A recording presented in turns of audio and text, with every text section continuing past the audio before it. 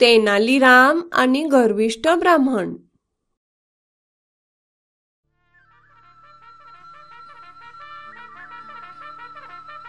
राजा कृष्णदेवरायाच्या राजवाड्यात सुब्बा शास्त्री हा एक विद्वान पुरोहित होता. पण तो फार गर्विष्ठ होता आणि त्याला वाटायचं की तो सगळ्यांपेक्षा श्रेष्ठ होता. त्याला चतुर तेनालीरामाचा फार हेवा वाटायचा आणि तो नेहमी त्याला खाली पाडण्याच्या प्रयत्नात असायचा.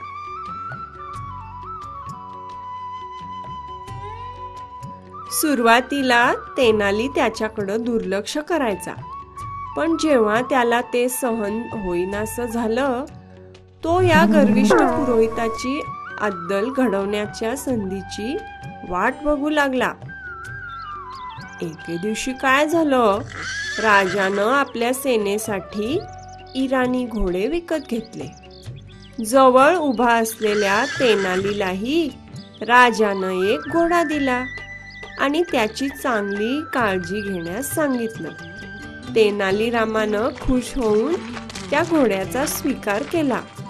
त्यानं ठरवलं की सुब्बा शास्त्रीला पाठ शिकवण्याची ही सुसंधी आहे आणि त्यासाठी त्यानं एक युक्ती योजली.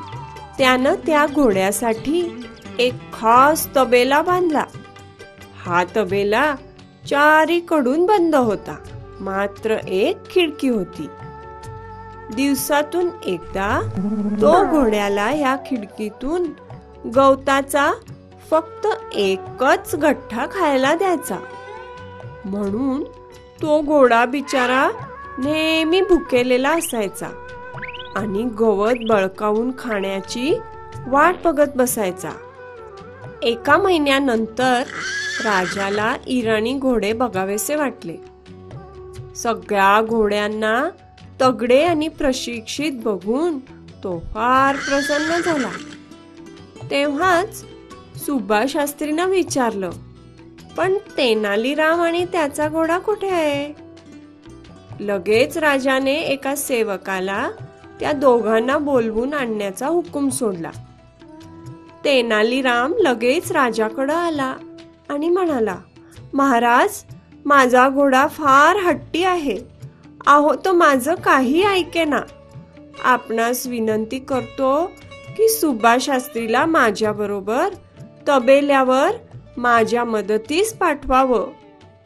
तो फार हुशार आहे आणि त्याला सगळ्या बाबतींचा चांगला ज्ञान आहे.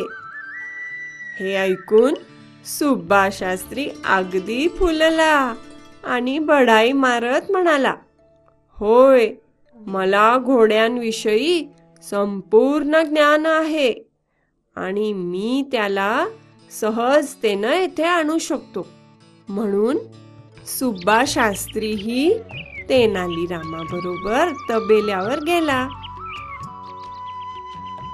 तेथे पोचताच तो म्हणाला,